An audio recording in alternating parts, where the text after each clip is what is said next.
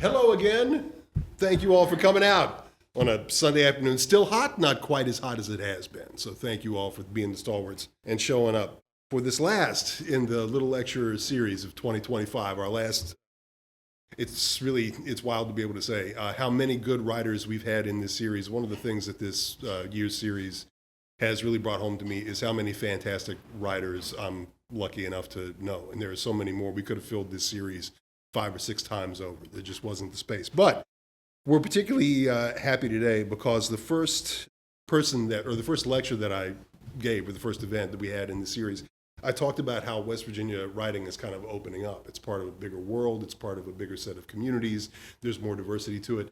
And although Mesha was not the only writer that I thought about, she was at the top of the list. So I was really happy that Mesha had space to come with us today. So once again, as always, we want to thank the Herscher Foundation for underwriting this series this year. We want to thank all of you stalwarts for coming out, and we want to thank our presenter, our reader for today, Mesha Maren. So if you look online and you find her bio, this is what you'll see. I won't give you the full thing.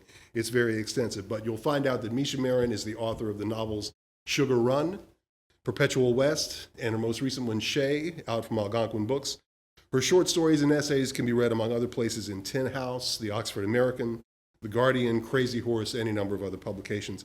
She was the recipient of, among other awards, the 2015 Thomas Wolfe Fiction Prize and a 2014 Elizabeth George Foundation grant, and there are several others in that list.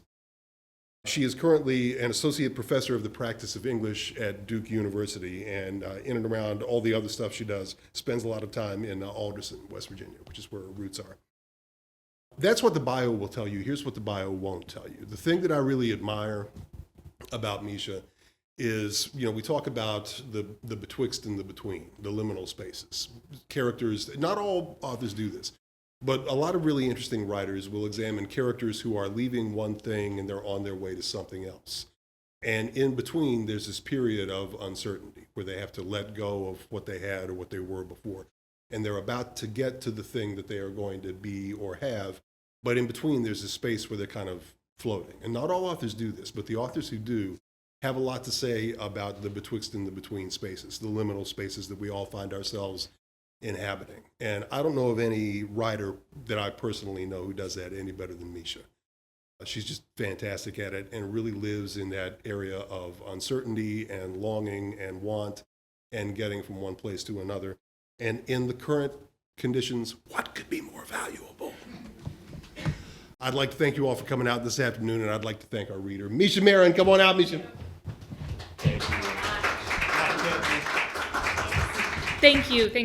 It's such a joy to be here, and thank you all for coming, and thanks for accommodating. I was supposed to be here in May, and I had to reschedule, so I'm grateful for that, and really grateful to be here. And that was an amazing introduction. I'm really grateful. A little dorky side note. It really brings me such joy that you talked about the betwixt and the between and the liminal spaces. I still remember when I learned that word, liminal. I was an undergrad at UNC Asheville, and it was in a literature class, and I'd never seen this word before, and I loved the way that it looked on the paper, the way that it sounded when I said it, and I was a little ashamed to say to my professor that I didn't know what it was, but I was like, this looks like a beautiful word, so I have to know. And when she defined it for me, I was like, that's where I want to be, or maybe not myself, but I want to be when making art, when thinking about stories. So it feels very gratifying that you put the word liminal with my work. When I was thinking about what I wanted to talk about with you all today, obviously I'm going to talk some about all 3 of my books, but I was like, all right, what's the umbrella for my talk today? And I kept coming around to 2 things. One, the idea of home, and the idea and some sense of longing. And how, for me, and I actually think for probably a lot of West Virginians, those 2 things are not at odds. They really are. They really work together. When I was a kid, my dad often told a joke that just as the years go by, I feel like it just rings more and more true. The joke was, why does St. Peter hate West Virginians? Does anybody know? The logical question.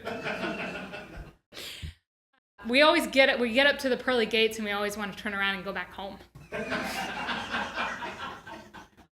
And he told it as a joke, but it really just resonates personally for me, and I think in a lot of my work.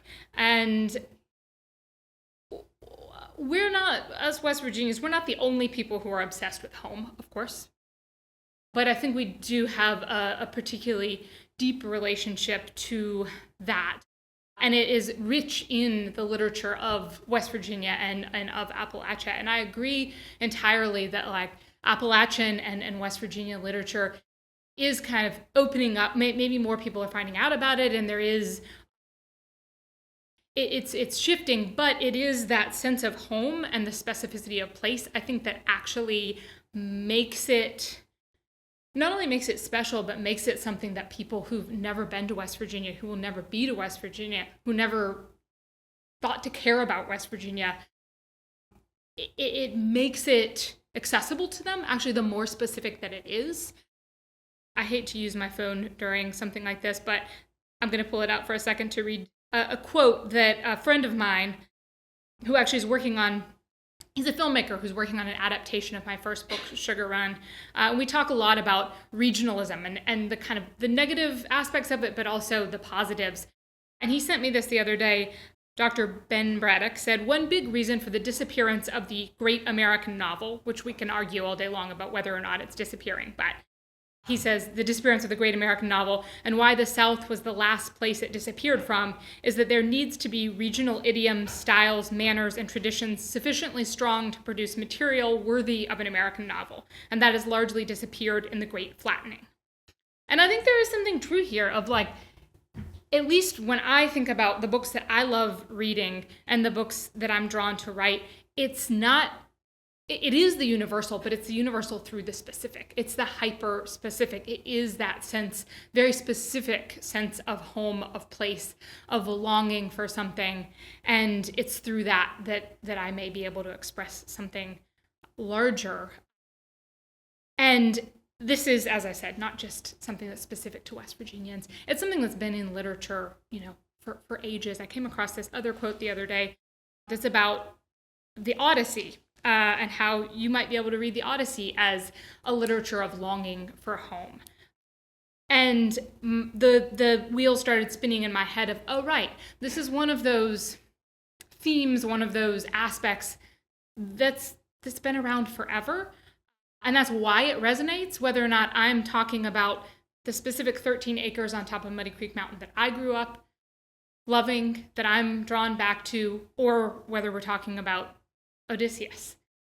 So this is a quote from Bulgarian writer Georgi Gospodinov. He's talking about Odysseus and why it is that he's making the journey that he makes. Why, Gospodinov wonders, does Odysseus turn down immortality and marathons of delight with Calypso in favor of, quote, going back to where they hardly remember you, impending old age, a house besieged by hoodlums, and an aging wife? To be reunited with his family, yes, but also because of something specific and trifling, which he called hearth smoke, because of the memory of the hearth smoke rising from his ancestral home. To see that smoke one more time, or to die at home and disperse like smoke from the hearth. The whole pull of that returning is concentrated in that detail. Not Calypso's body nor immortality can outweigh the smoke from a hearth. Smoke that has no weight tips the scale. Odysseus heads back. And, you could trace lots of different things through my three novels, but I think that journey, that pull of the hearth smoke is one of the things. And so I'm going to read for you all a little bit from each one of my books, bits and pieces that relate to that pull of the hearth smoke. And then I'm actually going to ask you all to do a little exercise, a little mental exercise with the pull of the hearth smoke. But for now, you can just kind of listen. I'm going to try to frame it so you can kind of understand what's going on, but I hate when people do too much plot synopsis. So if you really want to know what's going on, you got to buy the books and read it. But Sugar Run begins with the main character, Jody, who is from Greenbrier County, West Virginia, just like me. She's In all three of my books, I shifted the town of Alderson to have the name of Render. It's really Alderson, but it helped me to give it a name that was slightly different so that I could call it my own.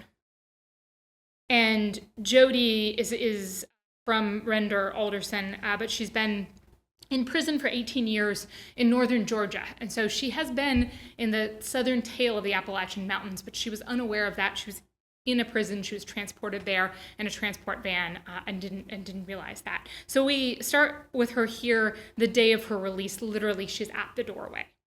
The sergeant stepped away from the van. He signaled to Jody, and she felt the distance reel out between them. He looked so small, nothing but a white hand beckoning. Jody took one step and stopped. She could feel the treacherous edges stretched across that open door. 18 years. She'd tried to stop counting, but could not. More of her life had been lived inside than out. Go on, the redhead behind her said. Rain streamed down through the double bands of the van's headlights, hitting the parking lot and mixing into the hiss and fog. And above the razor wire, barely visible, the soft swells of Green Mountains rose. Jody stiffened. Noises bounced around the doorframe, pulses of words at her back, great waves of sound, and under it a laughter beginning. A rasping laughter, not quite her father's, but not her own. Go.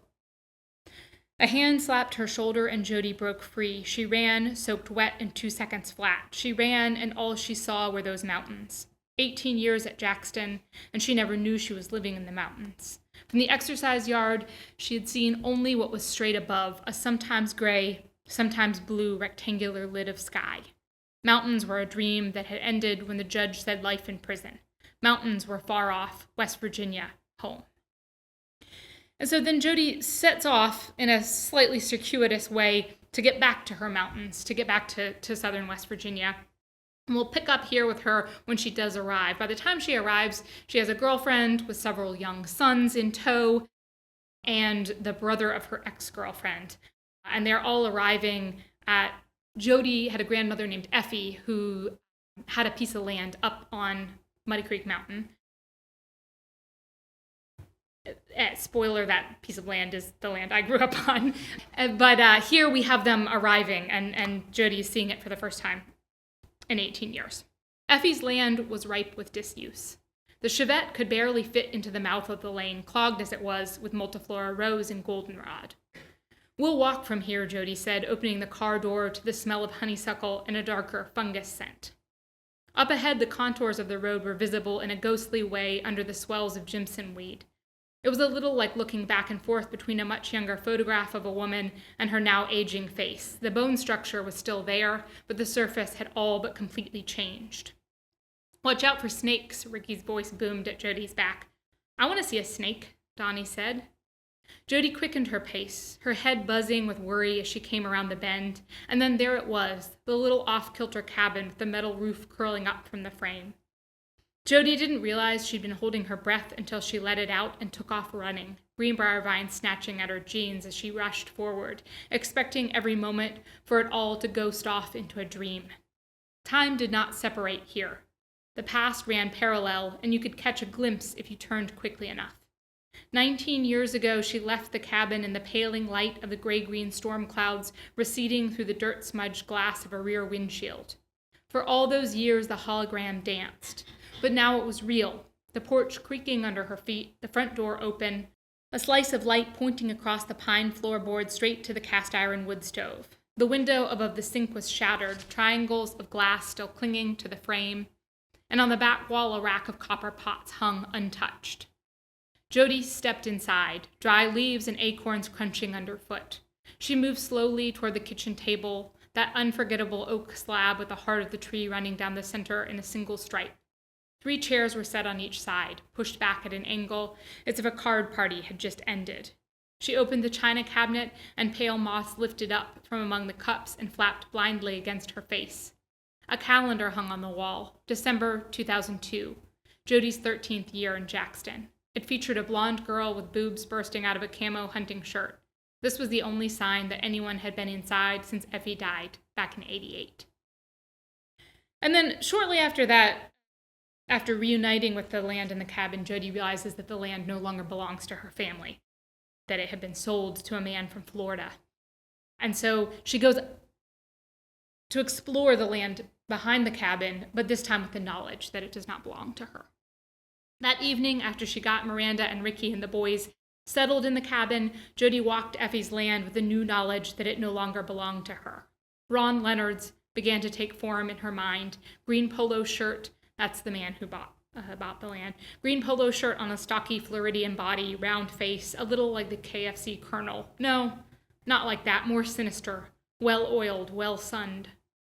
After the phone call, she had asked Andy, her father, if maybe official mail had come for her from the state. Back in '89, he'd shaken his head and said he couldn't rightly remember how it had all happened after she left. She had expected to inherit the land, but taxes were owed. Her father's words mixed in Jody's mind with images of Ron Leonard's and Officer Ballard's warnings about parole violations, but even those worries couldn't truly ruin the beauty of the woods as she walked among the sapling locusts, until the voices at the cabin faded and there was nothing but the flush of bird wings in the trees. She came out into the back pasture where a family of wild turkeys fed. The little ones were awkward in their new feathers, spilling through the straw at the sound of human movement, and their mother chortling a warning, her wings flapping frantically against the high grass. The sun set, but the evening light stayed on, a smudgy glow draping over the trees, and after walking for a while, Jody looked up and realized that she had no idea where she was. Had she wandered off Effie's land? There were no points of reference, nothing but 2 white-tailed deer flickering through the shadows in a spring of muscle and hoof. Jody stopped short, her heart taut, and in her fear she felt her distance from the land. As a child, these woods had been as familiar to her as the cabin. Everything else, school and town, had seemed difficult and confusing. From blue dawn, when she stepped onto the school bus, until the late afternoon when the doors opened to set her free, she'd moved in a kind of daze, the way she imagined someone who needed glasses must feel. Only to her, it was not about vision but interaction. She never quite understood the connections among the other kids, the TV shows they watched that she had never seen, their trips to the skating rink and football games. If she'd even half cared, surely she could have made friends. But they all felt like a distraction, a hurdle between her and the hours of long after-school walks, the soft hills of orchard grass, neon toadstools spiking up through rotting stumps, the perfect palm-sized smoothness of horse chestnuts, and the celestial patterns of oak leaves in the pond ice that split with a bright cracking sound under the pressure of her boots. The teachers had worried. She'd heard them whispering too loudly, just her and her granny living up there. Enough to eat? She smells funny. She had taken on the habits of an old woman, early to bed, early to rise, suspicious and quiet, always with some other story playing in her head. She had not gotten her first period until 2 years after the other girls in school, and in that time she had decided that she would never menstruate, that her body was already too old. But then it came, all at once, with a smell of iron and wet earth. Even so, she was marked apart, wrapped in a cocoon of wood smoke and damp wool. One morning she'd risen earlier than usual and gone with Effie to help deliver a Hereford calf, and then run on down the lane to the school bus. Under the fluorescent lights of the classroom, someone pointed out the wine rust streaks that stained her sleeves and arms. It wasn't that she was the only girl with farm chores. Plenty of them were up before breakfast feeding chickens and yearlings. But they were careful then to change into clothing that approximated the stonewashed styles of music videos. In the buses and the hallways, they huddled with siblings and cussed their rural lives. One spring, after the Milk River had risen and spilled itself out into Render's streets and buildings, the middle school students were tasked with cleaning up the library. The highest shelves were dry, but the lower levels were caked with mud and silt.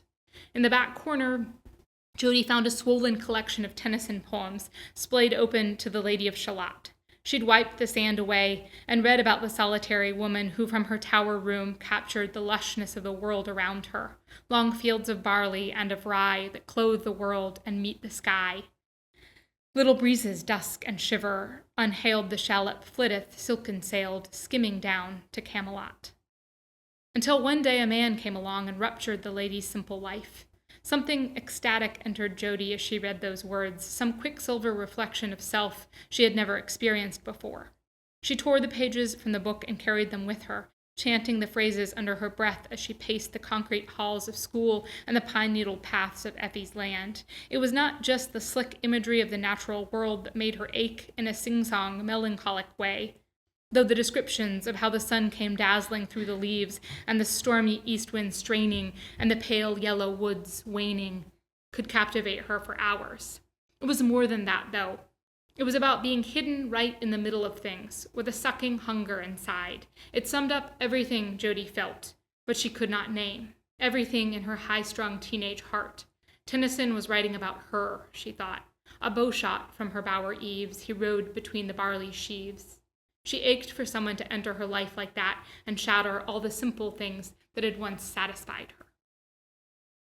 And then without giving anything away, I'm just going to read a tad bit from the very end of the book, where Jodi is sort of reflecting on this, the pull that the land has had on her since she was young, but continues to have. In the later hours of the night, rain fell and brought with it a fog that curled along the bottoms of the branches. Jodi followed the river south back toward town, her feet steadier now on the flat expanse of low ground. After a while, a great exhaustion washed over her, exhaustion that was also a form of sweet relief. There was nothing but the darkness, the layers of it fragmenting before her, and the steady murmur of the trees stretching over a landscape so old it was half hidden in itself. A land that had been sinking for so long, its surface was only a scrim over the density that lay below. It was this, Jodi thought, this thick secrecy that haunted her, kept her coming back and wanting more, dreaming of the place even when she was in the midst of it. Like a lover who never tells all, so that even in the throes of passion, you cannot help but notice the melancholic taste of unknown scars and memories. So that's some samples of Jodi's journey with West Virginia. And the majority of Sugar Run is set in West Virginia and set right at that time when Jodi is returning.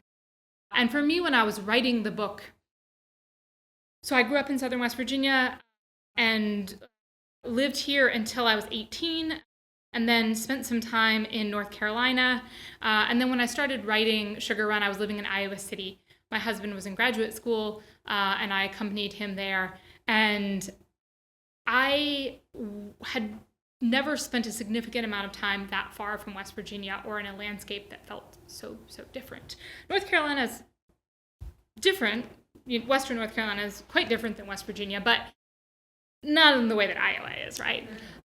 And is Iowa much more flat where you were? Much more flat. So I was in Iowa City, very flat, very cold, and I personally think that I've never seen an ugly place, truly. I think that even places that people call ugly, I'm always fascinated by, right? But it did not feel like home. It felt like someone else's home. And I was working as a waitress in a little diner and would wake up at like 5:30 in the morning to walk to waitress, and particularly in the winter, sometimes it was like negative 15 degrees. And I would pull my scarf up to keep warm and my eyelashes would freeze to my scarf. And in certain way, it felt like being on the moon to me. It just felt like really, it gets cold in West Virginia, but it's not like that. And the horizon forever, there's a beauty in that, but it was just so foreign to me. And so I missed West Virginia in a way that I didn't when I was living in Asheville, also in North Carolina, just the knowledge that I could drive back in a few hours, I think was there, where Iowa was further. Anyways, I started to write this book, and I had the idea for the character and I had some of the scenes, but it really wasn't until I had finished the book that I realized that I was in part writing it in order to visit West Virginia, to go back to West Virginia. So I would work my waitressing shift, and then I would get off and I would go to the public library.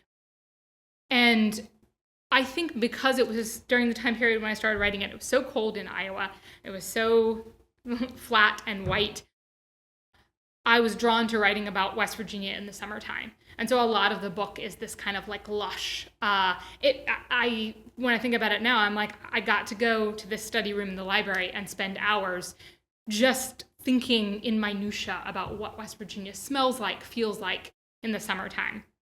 So it was, very deeply tied to my own longing to come back.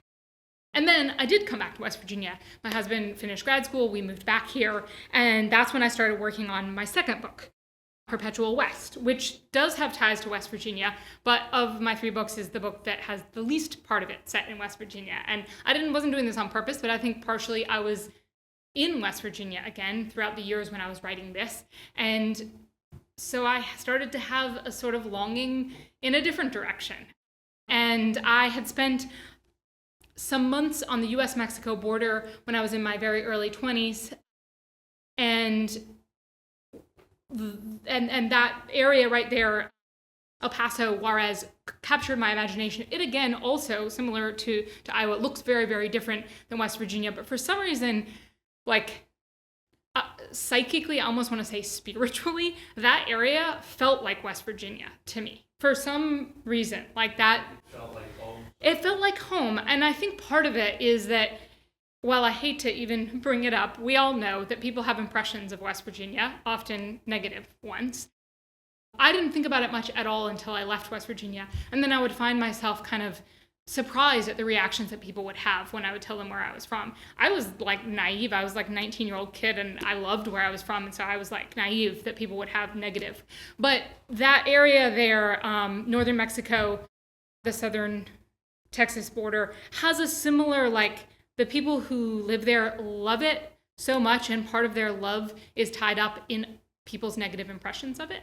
And so it's kind of a tough place to come up in. And so even though it's like dry, arid desert, it's a city, all of these ways that it on the surface is different than West Virginia. Of all the places that I've been, it was the place that felt like the most aligned in a certain way with West Virginia to me. So I was interested in trying to capture some of that. So I ended up writing a book about 2 young people from West Virginia who relocate to El Paso, Juarez. They're a young married couple, and Alex was born in northern Mexico and then adopted and raised in West Virginia, and his wife, Alana, was raised in West Virginia and in Virginia. So we meet them in the opening here as they are traveling. Alex is going to enroll in a master's program at the University of Texas in El Paso, and Alana is traveling along. They came by way of the Blue Ridge, crossed the first state line at Kingsport, and tracked the whole of Tennessee. Memphis at night in the rain, the Mississippi charging angry under them. Past the bluffs were floodplains, Arkansas, and then nothing but Texas. They came by way of the stay-in motel, Crystal, Taco John's, and Dixie Cafe. Burger wrappers shifting under their feet, receipts on the floorboard like a poem of their journey. Aquafina, Butterfinger, medium coffee. They came by way of brown grass and thirsty names. Sulphur Springs, Mineral Wells, Sweetwater, Big Spring. They came for their schooling, for his past, her getaway. So the chapters shift between Alana, Alex, and then there's actually a third character, Mateo, but for today I'm just going to read some from Alex and Alana. And in this next bit, Alana, they get settled in Texas, and then Alana, her brother, is coming home from rehab, and she goes back to Virginia to spend some time with her father and her brother, and that leaves Alex alone in El Paso. And in this moment, we're meeting up with him where he's taking a bus and getting ready to cross over into Juarez. Alex boarded the bus, and it whooshed out of the barrenness of the north neighborhood's scrubby juniper yards and chain-link fences and into the slow-motion decay of downtown. The San Jacinto Plaza was empty, except for a paper subway cup skidding in the wind. Above it, the flat glass eyes of West Star, Chase, Wells Fargo, and Bank of America stared lidless over the quiet failure of the Plaza Hotel, Rican Furniture, Bassett Tower. The Art Deco buildings, huge old fossils with buttercream frosting dripped doorways covered in plywood. They looked out of place, like someone's grandmother refusing to dress down no matter what.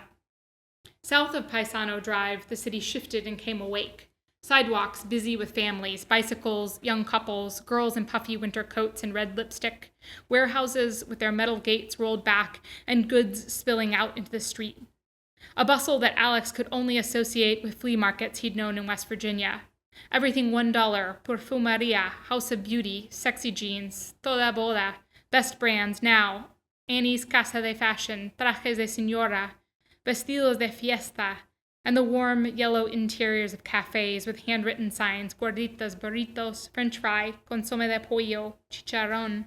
The bus took a right on 4th and wove its way to the central transit station at Santa Fe, where it emptied, everyone shuffling off their grocery bags in hand, cowboy boots stepping into the blue-black cold.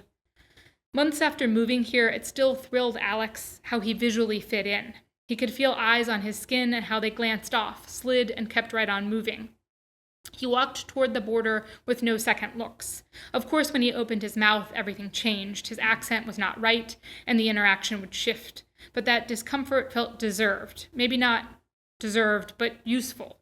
Like this experience could burnish him into something new. Not like the discomfort of being brown-skinned and foreign-born in West Virginia.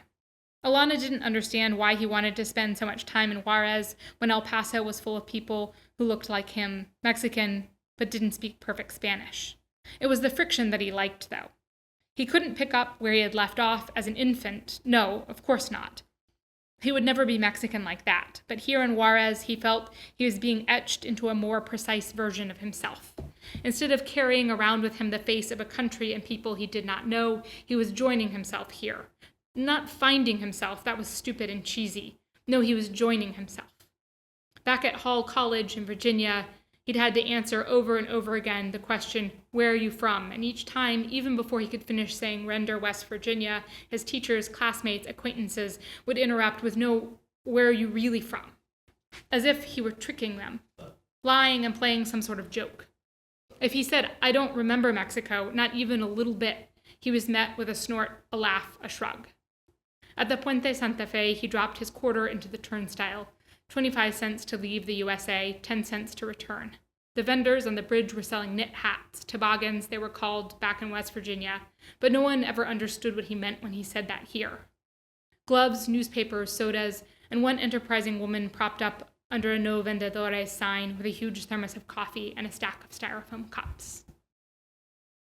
And then I'll just give you a small bit of Alana. She's been out in Texas for some months and then, as I mentioned, is briefly returning home. And in this bit, her father lives in Virginia and she's borrowed his car to come up to West Virginia to see her grandmother, who mostly raised her. Fraser was less than 2 hours from Hartsville, but the landscape was sharply different. Driving her father's car up I-77, Alana watched the mountains, heaved up there at the state line like a great wall around some sacred kingdom, the water gaps at the splits in the ridges like crenels for gun barrels. The only way in was under, first the Big Walker Mountain Tunnel, and then 20 miles later, the gray bulwark of the East River Mountain and the narrow passageway beneath. Despite the empty trees, the mountains looked almost soft this time of year, the stands of oak and hickory etched in a fuzzy purple-gray. The sun that had been shining in Hartsville was blanketed behind a cloud-ripe sky. It had taken Alana a while to convince her father to lend his car. He tried to cloak his reasoning, but Alana knew that even just the mention of his in-laws made him sweat. Adair, who is Alana's mother, who's died, had been the first to go to college. It was a point of intense pride for the Burns family, her scholarship and straight A's, and then she'd met Meyer, gotten pregnant with Alana, and dropped out. Before her sickness, Meyer had managed to duck them. Then suddenly, they were there in the hospital room every day with mud-caked boots and deep suspicions. Cousins and uncles he'd never even heard Adair speak of.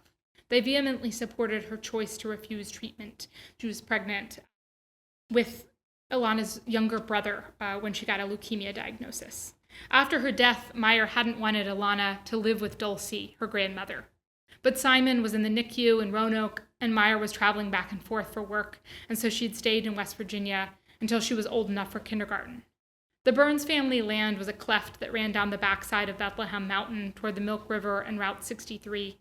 a fold where some ancient runnel had split the limestone and carved a hollow, wide at the base and narrowing up to the ridge. It was terraced now with mobile homes and campers, the older, abandoned ones up at the top, swallowed by greenbrier and blackberry vines, and the newer ones set in front so that they stuttered down the hill in stages of disrepair. In the midst of them, halfway up the hill, was the old farmhouse, too proud to crumble, though now it sheltered only barn owls, cats, and squirrels. Still it sat, hollow-eyed and beautifully severe, among the clotheslines and cannibalized cars. Alana drove up the ravine past a dump truck with a for sale sign and a board with faded letters advertising night crawlers. The winter colors of the land stood out against the gray day, pale mint lichen, ochre shocks of poverty grass, and the nearly neon purple of wild raspberry vines. Her father's car struggled over the dirt ruts, and so she parked and got out. The curtains shifted in the windows of the trailers on both sides of the road. The blue one was her cousin Sheila's, she thought. The maroon and white one she couldn't remember. The air smelled of river mud, wood smoke, and kerosene. In Dulcie's yard, a brown and white pit bull was chained with a beware of dog sign hanging from his neck. As she climbed the clay embankment, he rose, his chain slinking along behind him. She tried to read his face. His ears were pricked forward and eyes wide. Hey, buddy, good dog. She put her hands out for him to smell and stepped closer. He barked. Hey, it's okay. She stepped closer again and he lunged, snapping. She jumped back, heart punching against her chest. Shit, she mumbled, and looked past him to the porch, crowded with boxes and garbage bags and a mixture of Halloween and Christmas ornaments. Grandma, she called. Hey, Grandma. The dog growled, lowered himself to the ground, and then leapt up, his head snapping to the side when the chain caught. She glanced behind her, but no one had come out of any of the other trailers. She kicked at the dirt with the toe of her sneaker and thought of her father's satisfaction if she were to come home without getting to visit. And then finally, in Shae, so Shae was a book that I wrote mostly during the pandemic, the first full draft during the pandemic. And while I did write Perpetual West in West Virginia, it wasn't that same sort of intense. I was writing Shae in West Virginia during the pandemic, as we all remember that. Sometimes claustrophobic, sometimes spectacular rootedness that happened during the pandemic. And maybe because of that, maybe not, Shae is the book that I think has a character that is the most, in certain ways, physically rooted. Shae, the main character, is like me, from Greenbrier County, West Virginia, and she goes to the same high school that I went to, and the book never leaves West Virginia. So while Sugar Run begins in Georgia and returns, and much of Perpetual West happens in Mexico and Texas, geographically Shae is set entirely in West Virginia, and the character, doesn't travel from West Virginia, and it doesn't really seem to occur to her. But in other ways, she is searching, and I think that the longer that I spend thinking about home and place and longing, the more that I think that place and home are often connected, obviously, to people. But in a not so obvious way, you can be in a place, you can be home, and yet be still searching for home. And I think that extra layer of home that some of us might be searching for sometimes is the home that we find in each other. And that's really the journey that Shae is on. And I'll begin here with the opening of the book, where we meet Shae. We also meet Cam, who is kind of the first, maybe, locus of this sort of longing. Shae finds Cam and kind of thinks this will be the solution to the longing she feels inside of her. And that things don't necessarily turn out the way that she would have hoped. But we'll start here with them in the beginning.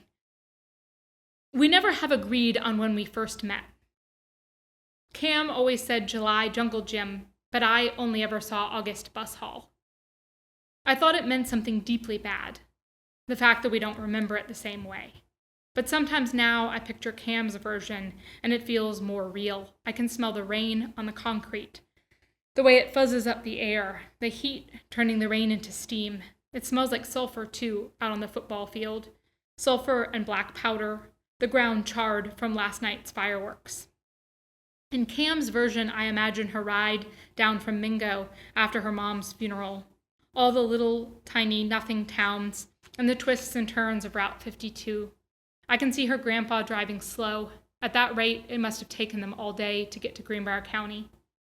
I can see Cam riding past my house before she knew me. I can see her looking at her grandpa's house, set up on the hill, covered in ivy, with those concrete steps climbing down.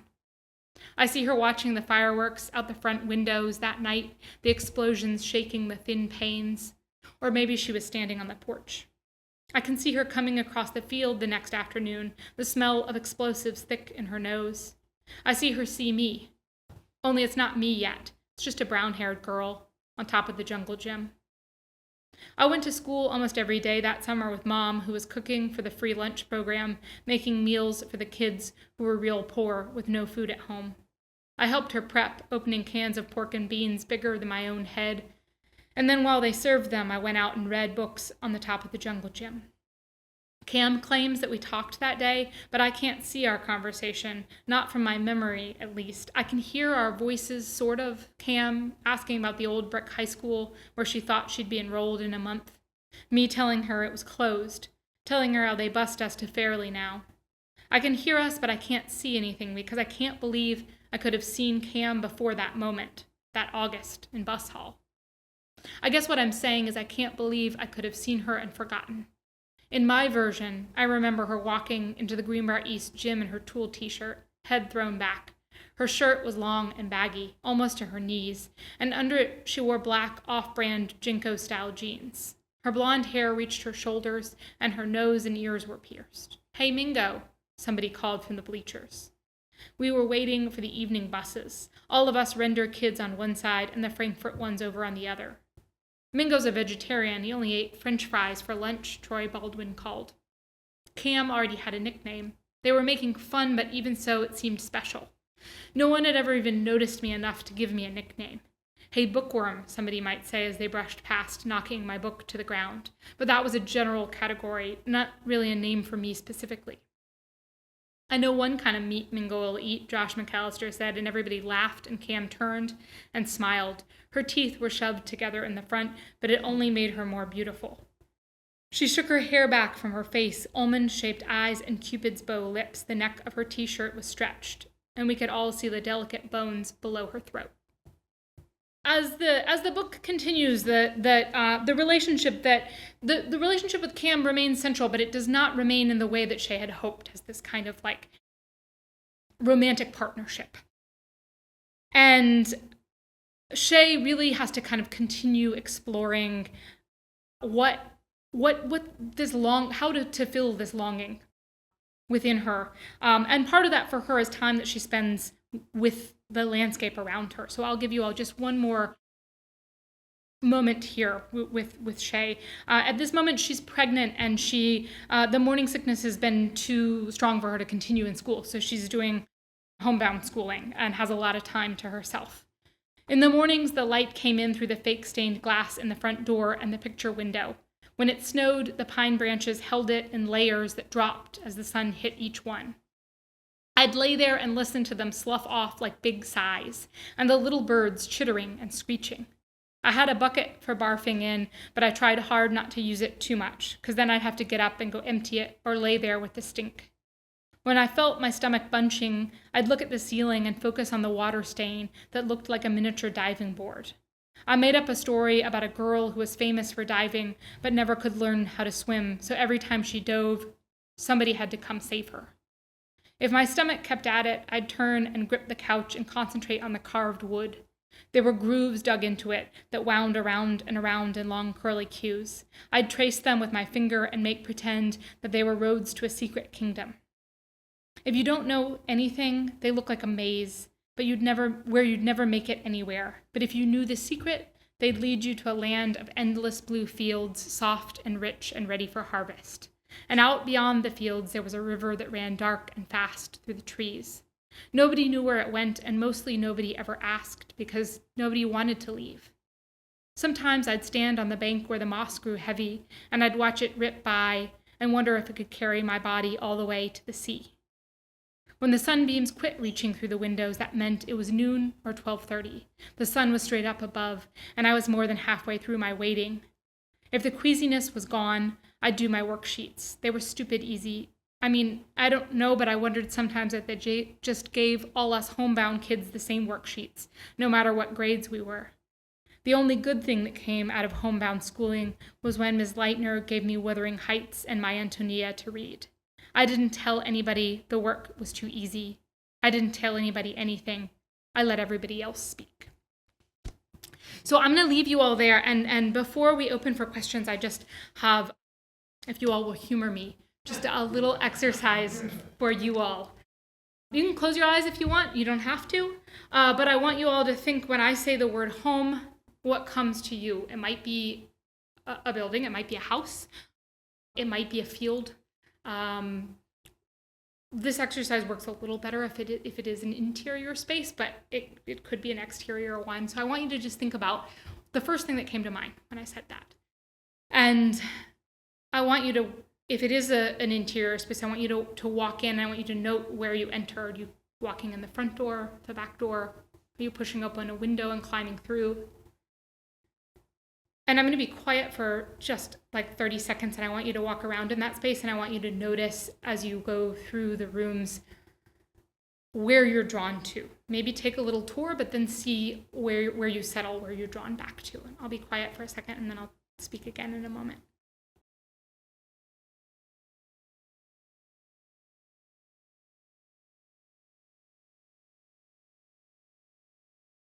And if you haven't yet, then settle in one space, in one room. And I want you to look around at what's in there. Maybe there's somebody else in there, or maybe you're alone.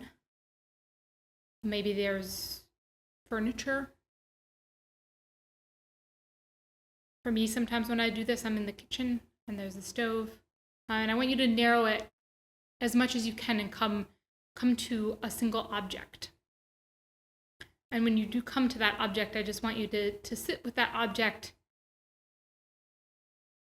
for a while and think about what that object contains of home for you, that you might in some way be able to, if you were going to give, either literally give or describe for someone that object, how do you give the sense of home to somebody through a single object? What is it about that object that you're drawn to?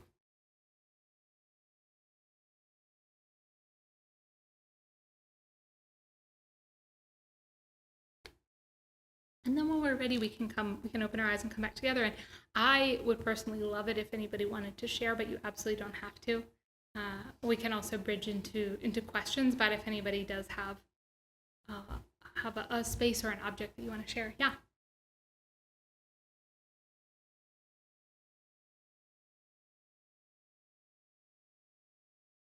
You know, I wish I had a brilliant answer to that. My answer is like, that's the stuff that I've always been drawn to in art, whether it's visual art, film, song lyrics, fiction. And I feel like I'd like to spend some longer time kind of asking myself what it is with that. But I really appreciate you picking up on that, because sometimes I feel that I care more about those little things and getting those little things right than I do. I mean, I definitely care more about that than I do for sort of grand. Some people will plot out the whole novel.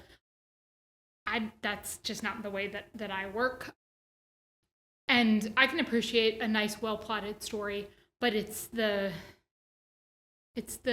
granular details and what could almost be throwaway details that really pull me in. And I think sometimes in writing it's a fine balance of you don't want to put too much. You don't want to weigh it down, but what is the right amount? And there's got to be a sort of psychological answer, I think, for what, But where my mind is going is one of the writers who I know was also obsessed with this kind of stuff and had some sort of theories about the way that it worked was Flaubert. And he connected it to this idea of the flaneur, which was like often a kind of like wealthy, often young man, somebody who had enough time to kind of like basically a guy who's like loafing around, right? But what he was interested in terms of writing was writing a character who would sort of like say travel through Paris, noticing things, and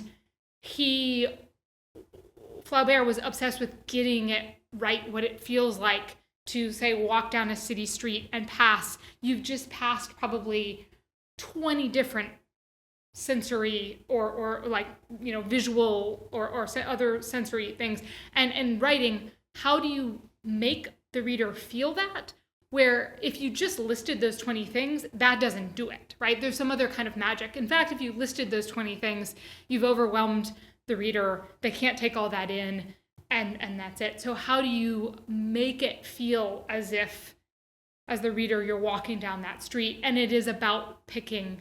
Flaubert was super into the exact right word, the exact right detail. And so, and some of it is, this is again not a great answer, but I think instinctually when I'm doing it, it is listening to my gut and knowing somehow that the burger wrappers are more important than maybe in the book I say what color the car is. I don't remember right now what color the car is. It's a Honda, and the heater and air conditioner don't work, but the tape deck works, and there's burger wrappers. And I might say the color somewhere, but when I first started to see the characters moving in that car, it wasn't the paint job that was important to me. And it is somewhat like an instinctual. And I think some of it for me too, I thought that I wanted to make movies. When I was in high school, I was like, I wanted to be a director and make films. And then I realized that I'm not very good at collaboration. In fact, I'm pretty bad at collaborating. And you have to collaborate to a kind of insane level when making movies. And I realized, if you write a book, like the drafting of the book, at least, you're doing entirely by yourself. You get to make every decision on your own. And that worked a little bit better for me.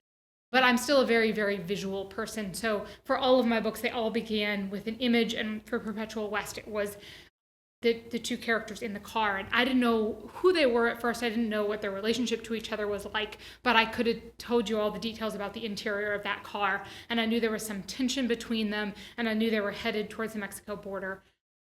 And then the rest of it kind of came into focus. But it was more like a film still in the beginning. So, yeah. But I'll get back to you maybe on how it is that the seemingly random details work.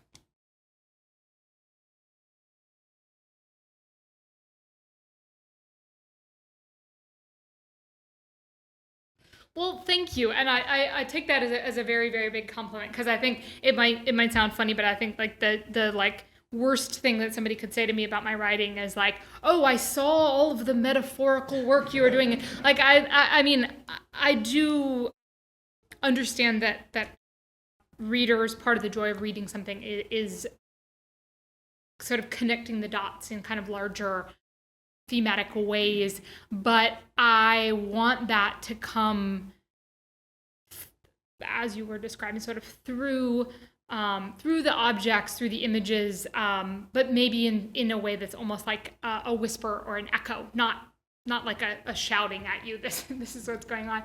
And so I think I'm very, when I'm reading, nothing turns me away from a book more quickly than feeling that the writer doesn't trust me. And that can be in several ways, but one of those ways is feeling that the writer doesn't trust me, that I will be able to do the work to see the kind of psychological or emotional layer that is underneath the texture of the world. I want the satisfaction of putting those pieces together myself. Sometimes while I'm reading, sometimes after I've finished with the book and I'm thinking about it. But I want to do it myself. I don't want that done for me. So because as a reader, that's something that I am so aware of. I think it comes into my writing. And one of the like pragmatic ways that I said about trying to trust the reader is by trusting the character. And so I spend a lot of time, I write my books longhand often on a steno pad or just like a cheap notebook. And I will have a set of notebooks that are, once I get going on the book, the set of notebooks that are like the book, and then a set of notebooks that I think of as writing off the page, where they're like, I can write anything. It's not supposed to be good. It's not even supposed to be in the book. Maybe some of it will come over into the book, but it's just me hanging out with the character. And sometimes I'll look back at those notebooks and if too much time has passed, I'm like, I don't even know what that means. But it feels a little bit like trying to get a character to trust me feels a little bit like trying to get like a wild animal, like a skittish like cat to like come over and let me pet it. And time spent with the character, listening to the character and just like scribbling down random stuff is how I get to know the character. And so a lot of times it'll be those off the page notebooks that are filled with random stuff. There'll be an object, there'll be something in there that like I've circled that I just am like, there's something there. And sometimes I don't even want to know what it is. A lot of the times I'm like, actually, I don't want to look too closely. I just get the feeling that there's something there that has more depth to it. And I'll pull it out and bring it over into the narrative. And so a lot of it is like just kind of like messing around. And for me, that just means writing in my very sloppy handwriting on a page until something comes forward. And it sounds like woo-woo, but it really feels to me, it's like taking the pulse. Like you can feel some things you're like, that has no pulse. And other things you're like, there's a pulse there. I'm going to trust that the reader will also feel a pulse. And so I'm going to put that over into there.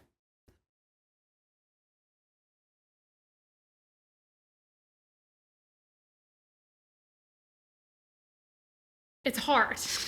I think the longer that I teach I firmly believe you can teach creative writing. I think it's like, it's ridiculous when people are like, oh, can you? Yeah, of course you can teach creative writing. But the longer I teach, the more that I think that I really have one main job as a teacher and then some other kind of ancillary. But my one main job is to get people to learn how to trust their gut and to feel their own pulse in that way.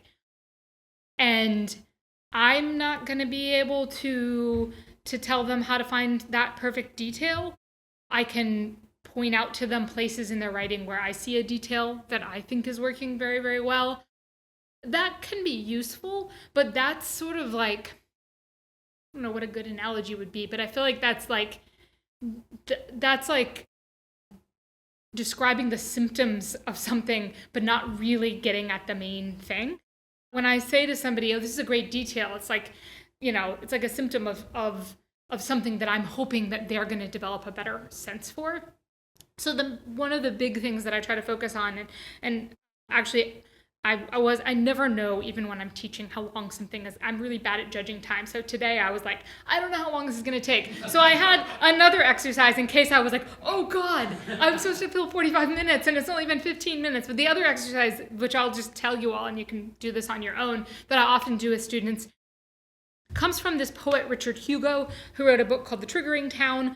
He talks a lot about language and how, unlike, say, visual artists, us writers, our medium is language, which is the same medium that we order a cup of coffee with, there's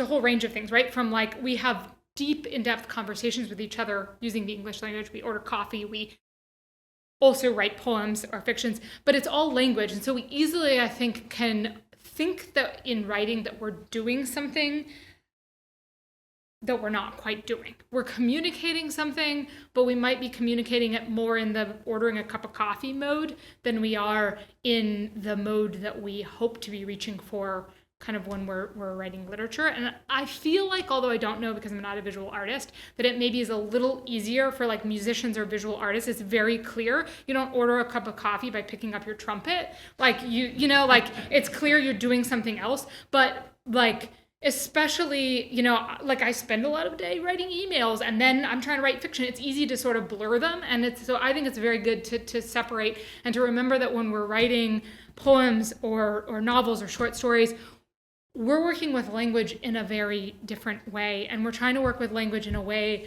that is much more tied to something deep inside of ourselves and inside of our readers. That's not that kind of transactional, do you understand it kind of language. And language is fantastic at reaching across cultures, across, like, it's great at doing that, but it also can fall short sometimes. So I like to have my students think about words that they have a relationship to. So this was going to be my exercise for you all. Think about a word that you have a relationship to. Maybe it's a word you associate with home, but it doesn't have to be. But a word that you have a relationship to that is different than maybe what other people have a relationship to that word. So it wouldn't have to be an obscure word. The example I always use is that when I heard the word spring can mean a lot of different things. So the first thing that comes to mind for me is the natural spring, the water that wells up on my family's land. And it's not like that's like a meaning of the word that nobody else knows. It's just that that's what comes to mind for me, is a very specific source of water. So I try to encourage my students to think about language that they have a strong relationship to and to lean towards the language that they have a specific relationship to instead of sort of generic language. And where we get the most tripped up often is words like love or hate, words that you better hope that it's doing strong work for you because those are big emotions. But ironically, those are the words that fall short the most. Those are the words that, like, the analogy I use is like when we're driving along and you see a stop sign, hopefully you stop at that stop sign, right? But if somebody were to ask you like 5 minutes later, hey, that stop sign back there, did you stop at the stop sign? You're going to probably be like, yeah, I think I did. But we just see it and move on. We often just see the shape. We don't like think about the word stop and how we need to stop our car, right? And of course not. We hope not. Like, we just need to get on with our lives. But the words love and hate function like that. So if I say Sally loves Mary, you all understand, but you've just driven past, right? You haven't taken anything from it. It's not specific enough. Exactly.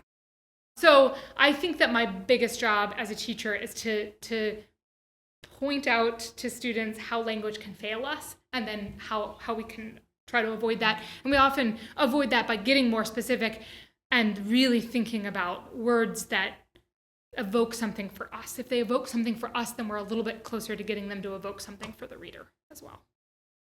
Thank you so much. Thank you.